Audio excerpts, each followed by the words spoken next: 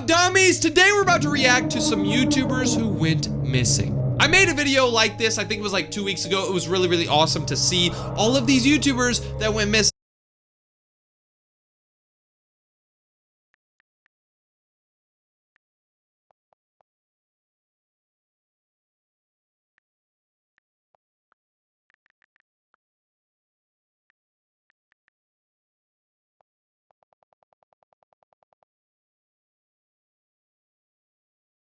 I guess awesome was the wrong word. It was actually kind of sad. But today, we're gonna find out about some more YouTubers who literally went missing and never made it home. Let's react to this. Try not to get scared, try not to pee in your pants or poop. Let's go. Storm de Buell was a 22-year-old Belgian YouTuber known for sharing his adventures across Northern Europe. Okay. He never spoke in any of his videos and instead used the ambient sounds of nature to make his viewers feel like they were right there with him. That's kind of cool. So he was a nature YouTuber who would record videos outside, but he never talked. He just like hung out with you. That's cool.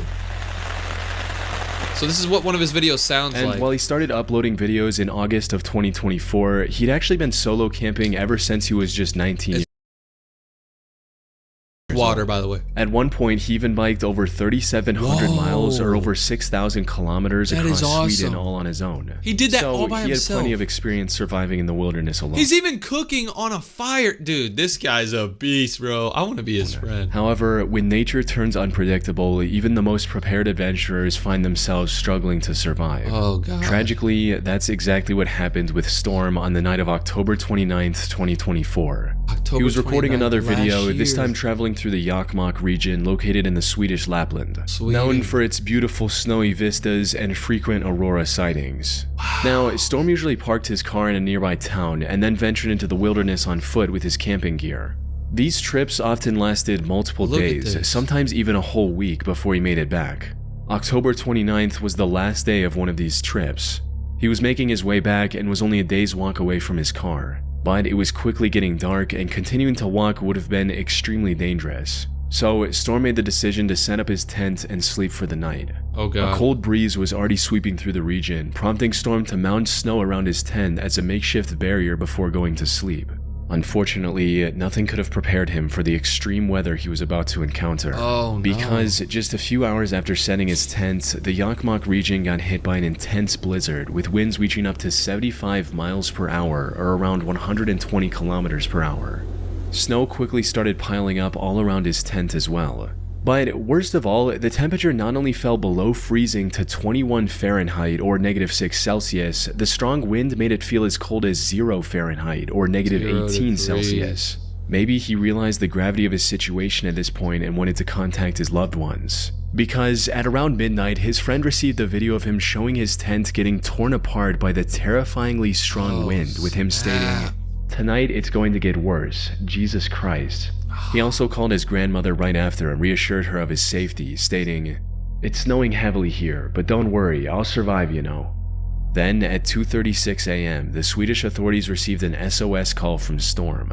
He reported multiple injuries, including a broken nose, and requested immediate help. Unfortunately, the strong wind made it impossible to reach him with the helicopter, and the snow obstructed any rescue efforts on the ground. The blizzard eventually subsided at around 10 a.m., and the rescuers rushed to Storm's last known location. Sadly, by the time they found him, it was already too late. The lower half of his body had turned purple due to the extreme cold, and even the blood on his face from the broken nose was frozen solid. Oh my God. Oddly enough, he was found roughly 1.6 miles or 2.6 kilometers away from his collapsed tent. What? It's unclear if he was forced to ditch the tent after it collapsed or if he set out before that happened. That is weird. He was found 1.5 miles away from his tent. So maybe he realized like, oh my God, this blizzard's insane. I need to run. Like I need to try to make it somewhere else. But maybe his tent got flown away. Oh my God. In either case, he was walking towards his car. Eat me! My chewy dual flavors drip with sourness. When he likely fell, broke his nose, and then contacted the authorities. The only silver lining in Storm's tragic end is that at least he died doing what he loved. As he told his father when he first started going on these solo camping trips, "Dad, it took me a long time to know what I wanted, but that's what I want." So at least he enjoyed doing that stuff. But damn, nature is crazy. Weather will just come out of nowhere and just make sure you don't mess around with nature. Hannah Rose Moody was a 31-year-old YouTuber and influencer from Scottsdale, Arizona. And while most of her content on YouTube revolved around her faith as a Christian, her Instagram account posted mostly different content. There, she made regular posts about her hiking adventures across the rocky desert terrain of Arizona. Hitting the trails several times a week had become a natural part of her routine ever since so this girl loves to go hiking. I've literally been hiking in Scottsdale, Arizona too. I've probably been on some of these hikes before.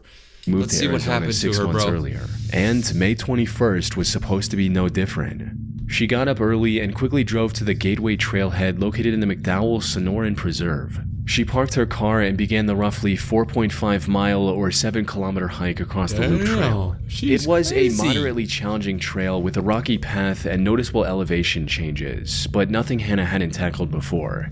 She felt fairly confident she could finish the hike in under 3 hours and even made plans to hang out with friends at lunch. Unfortunately, what started as just another ordinary hike ended with a devastating tragedy. Her friends were the first to sense something was wrong when Hannah didn't show up for lunch on time. She didn't send any messages about running late and wasn't picking up her phone either. It wasn't like her to ghost people out of nowhere. So, after waiting at the restaurant for many hours, her friends decided to check on Hannah at her home at around 7:50 p.m., hoping she was simply resting after a tough hike. But when they arrived at her house, her car was missing from the driveway, the lights were off, and the door was locked. Seeing this, they immediately contacted the authorities.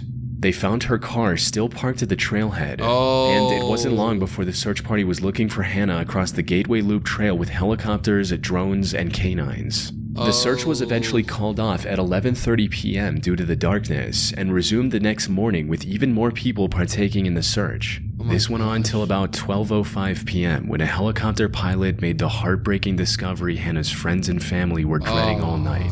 Just 600 yards off the trail, rescuers discovered the remains of Hannah Moody lying face down on the desert ground. What happened? Hannah was dead, and likely had been for several hours. However, there was nothing that could explain her end right away.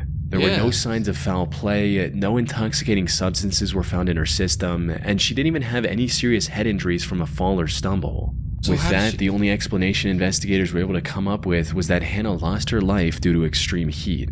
You see, the temperature in the Gateway Trail region soared to over 102 Fahrenheit, or about 39 Celsius the day prior when Hannah was hiking.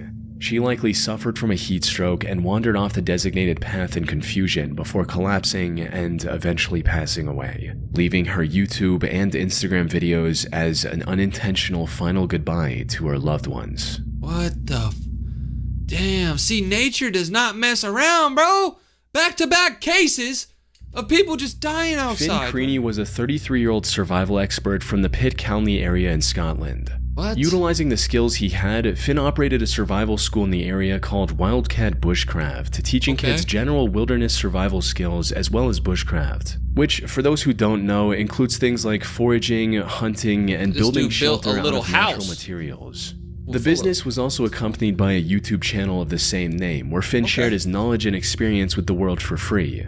His content was both informative and entertaining, allowing him to slowly build a small but loyal audience. What these viewers didn't realize, however, was that one day, this very channel would also play a role in Finn's tragic end.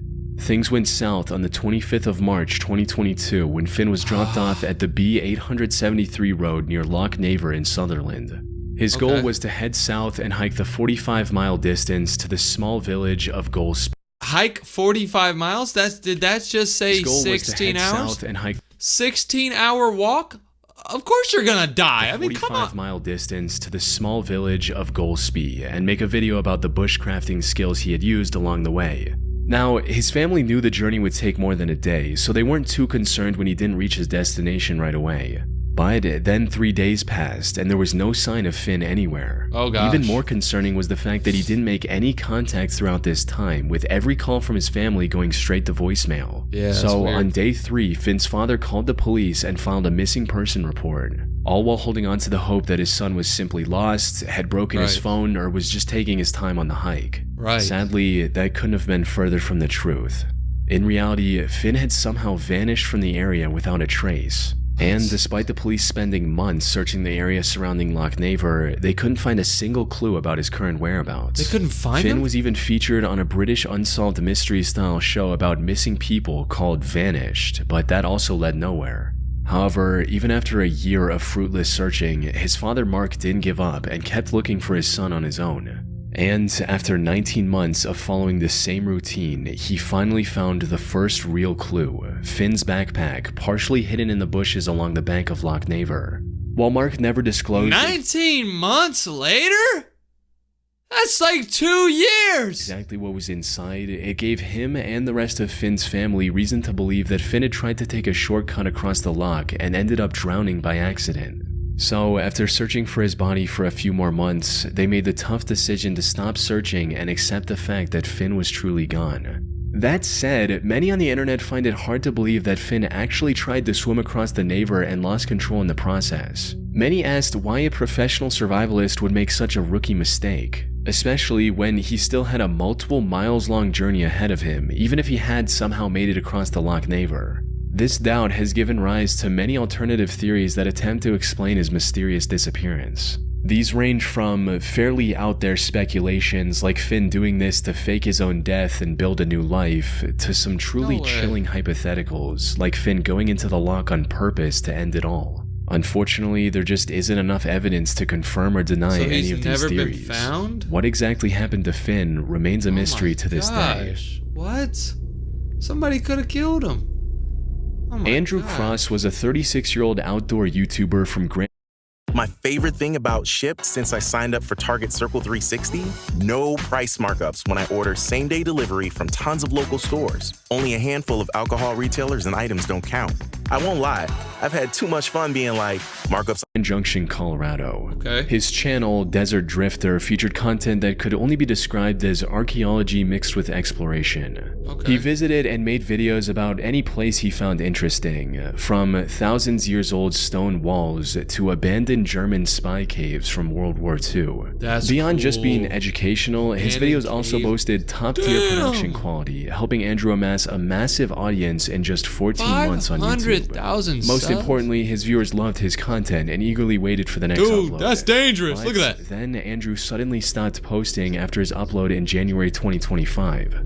Some assumed he was simply taking a break, while others figured the delay was due to his next video taking longer to produce.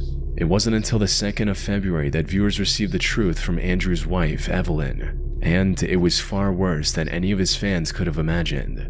Andrew had gotten into a horrible car accident. He was waiting at a stoplight on the intersection between 1st Street and North Avenue in Grand Junction while on his way back from shooting a video about the Bears Ears National Monument in Utah on January 31st, 2025. When, out of nowhere, an out-of-control car rear-ended Andrew at an extremely high speed, resulting in his car flipping over and causing severe brain damage. He was rushed to a nearby hospital almost immediately. Unfortunately, it was already too late. He spent over a month in the ICU and was put on life support. During this time, it became abundantly clear that Andrew sadly had no chance of recovering from his injuries. So, on March 4th at around 10:50 a.m., his family made the difficult decision to let him rest and remove the life support system keeping him on the edge of life. Dude. This was devastating news for his hundreds of thousands of fans who were Bro, this guy had 500,000 subs. He would go exploring, like a million views. And then one day he was just driving home and he got hit by a car fast as hell. Oh my god. blissfully looking forward to his next upload not too long ago. These fans also banded together and raised over $544,000 for Andrew's family in their time of need. What? As for the person responsible for the crash, named Ragnar Nicholas Crystal, he was arrested 20 days later on February 21st and was later charged with vehicular homicide and driving under the influence. Good. Oh my god, of course he was like drunk, dude. Rest in peace to all these people, bro. This is insane.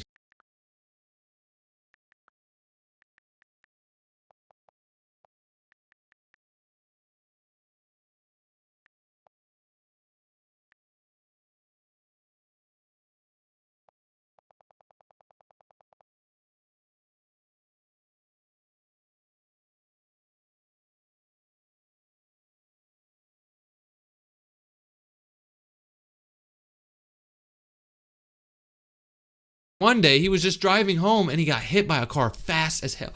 Oh my god. Blissfully looking forward to his next upload not too long ago.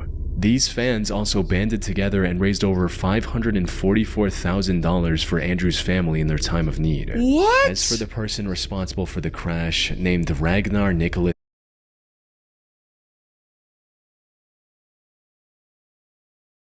Crystal, he was arrested 20 days later on February 21st and was later charged with vehicular homicide and driving under the influence. Good. Oh my god, of course he was like drunk, dude. Rest in peace to all these people, bro. This is insane.